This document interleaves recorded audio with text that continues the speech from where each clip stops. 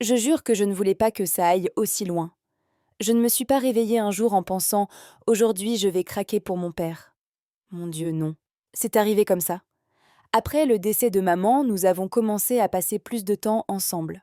Au début, c'était juste des petites choses. Dîner sur le canapé, soirée cinéma, à parler de notre journée, mais quelque part entre nous, à nous réconforter et à essayer de survivre au silence qu'elle avait laissé derrière elle, quelque chose a changé. J'ai commencé à le voir différemment, comme s'il n'était plus seulement mon père. C'était un homme gentil, fort, blessé, et il était le seul à ne jamais m'avoir brisé le cœur. Ce soir-là, je me souviens encore de tout. Le film, la façon dont il m'a touché le dos quand j'ai commencé à pleurer.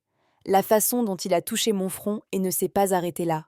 Et avant même de m'en rendre compte, je ne pouvais plus jamais me défaire de ma colère. Si vous voulez savoir où tout cela s'est passé, comment nous sommes passés du confort à quelque chose dont nous ne pouvions jamais parler, écoutez jusqu'à la fin. Je vais vous raconter exactement comment c'est arrivé le soir où nous avons franchi la ligne rouge et où tout a basculé. Je m'appelle Jade, j'ai 22 ans et pour être honnête, je ne sais même pas comment commencer cette histoire. J'ai déjà supprimé cet enregistrement 3 fois parce que même maintenant, je n'arrive pas à croire que je suis sur le point d'admettre ce que je vais dire. Je ne suis pas une fille en quête d'attention, je suis juste une femme qui a traversé beaucoup trop d'épreuves. Et après ce qui s'est passé, je ne suis plus la même personne. J'ai eu le cœur brisé 3 fois. Pas le genre de chagrin où l'on pleure une nuit et où l'on passe à autre chose. Enfin, celui où l'on commence à se remettre en question, où l'on fixe son téléphone pendant des heures, espérant que la personne qui a promis de nous aimer pour toujours nous répondra par SMS. Le dernier a brisé quelque chose en moi. Il m'a trompé, menti, ghosté pendant 5 mois, puis s'est fiancé comme si je n'avais jamais compté. Après ça, je me suis dit que c'était fini. Plus d'homme, plus aucune chance. Si jamais j'avais besoin de parler à quelqu'un, je parlerais à mon père. Il a toujours été là, toujours gentil, toujours calme. Mon refuge, le seul homme qui ne m'a jamais laissé tomber. Mon père a perdu l'amour de sa vie. Ma mère est décédée il y a 8 mois d'un cancer du cerveau. Et depuis, il n'est plus le même. J'ai vu l'homme le plus fort que je connaisse s'effondrer silencieusement. Je suis devenue son roc. Il est devenu le mien. Nous avons cuisiné ensemble, fait le ménage ensemble. Nous sommes assis en silence, le genre de silence que seules 2 personnes brisées peuvent me comprendre. Et quelque part dans ce silence, quelque chose a commencé à changer. Je ne l'ai pas remarqué au début, mais c'était dans ma façon de m'attarder trop longtemps. Quand il la façon dont je cherchais son approbation, ma façon de sourire, quand il me trouvait belle même quand je n'avais pas pris de douche ni coiffé mes cheveux depuis des jours, j'ai commencé à le désirer, non seulement comme père, mais aussi comme homme, et ça m'a effrayée. Mais j'ai repoussé ces pensées parce que c'est ce qu'on fait, non? On enterre ce qui n'est pas censé. On continue de sourire, on fait comme si tout allait bien. Mais un soir, on regardait ce film quand ma mère m'aimait et j'ai commencé à pleurer. Je me suis penchée vers lui et il m'a serré plus fort que jamais. Et quand j'ai levé les yeux vers lui, ses yeux me regardent déjà, non pas comme ceux d'une fille, mais comme ceux d'une femme. Ce fut le début. C'est à ce moment-là que j'ai su que quelque chose avait déjà changé entre nous. Et le pire, c'est que je ne voulais pas arrêter ça. Quand ma mère est décédée, la maison a changé. Je ne parle même pas des meubles ou de la décoration. Je parle des l'odeur, les rires, tout a disparu. Elle est morte un mardi matin calme à l'hôpital. Je me souviens encore exactement de la façon dont mon père m'a murmuré. Tout va bien, ma belle, tu peux lâcher prise. Et j'ai regardé ma mère, ma meilleure amie, rendre son dernier soupir enveloppé dans ses bras. Cette image est restée gravée en moi. Elle lit encore.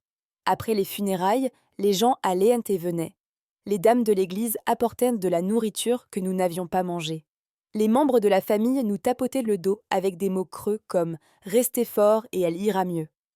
Mais lorsque la dernière voiture est partie et que le silence est revenu à la maison, c'est là que le véritable deuil a commencé. Je suis retournée vivre chez papa quelques jours plus tard. Je n'y ai même pas réfléchi à 2 fois. Il avait l'air si perdu comme un homme qui ne se souvenait plus comment fonctionner sans elle. Je ne pouvais pas le laisser comme ça. Les premières semaines, Étienne y parlait. La plupart du temps, il restait assis près de la fenêtre à regarder la rue comme s'il attendait quelqu'un qui ne viendrait jamais. Il arrêtait de se raser, de cuisiner, d'allumer la lumière, à moins que je ne le lui rappelle. J'essayais de garder le contrôle.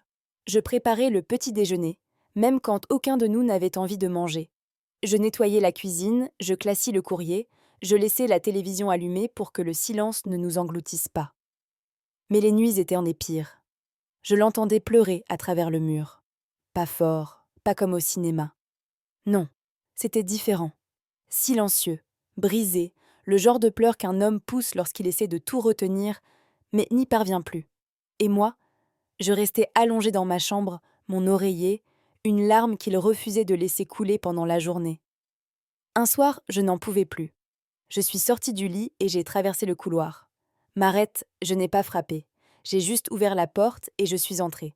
Il était assis au bord du lit, torse nu, tenant une photo de maman dans les mains. Son dos était voûté, ses yeux étaient rouges et pour la première fois depuis sa mort, il avait l'air vieux, fatigué, humain. Je n'ai pas dit un mot. Je me suis juste approchée et je l'ai pris dans mes bras par derrière. Il s'est figé un instant puis il a craqué. Il s'est retourné et s'est blotti contre lui comme il le faisait quand j'étais petite. Je ne m'étais pas assise comme ça depuis des années, mais cela me semblait naturel, familier. Il a pleuré contre mon épaule. J'ai maintenu sa tête contre mon cou et je l'ai laissé s'effondrer. Aucun de nous deux n'a rien dit pendant un long moment. Finalement, j'ai murmuré « Elle me manque aussi, papa ». Il a simplement hoché la tête, la voix tremblante. Elle était tout pour moi. Je me suis retournée et je l'ai regardé. Ses yeux étaient humides et fatigués, mais dans son regard, il y avait quelque chose de plus profond.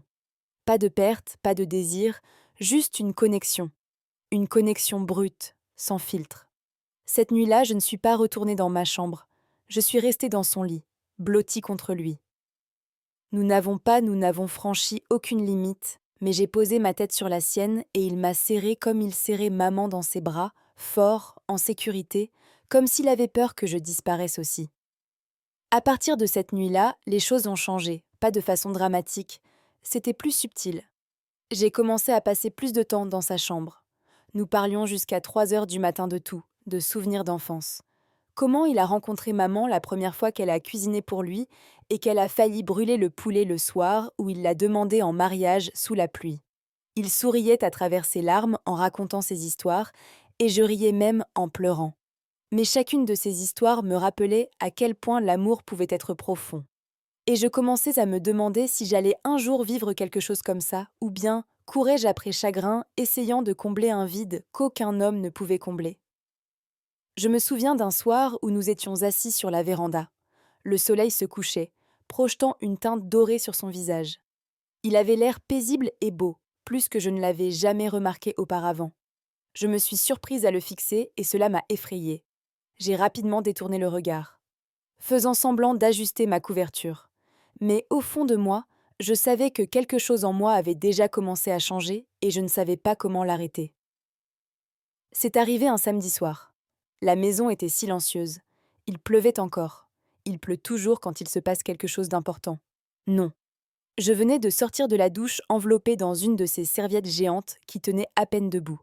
Je ne m'attendais pas à le voir en bas, mais il était assis sur le canapé en train de lire quelque chose sur son téléphone. La télévision était basse, la pièce était sombre.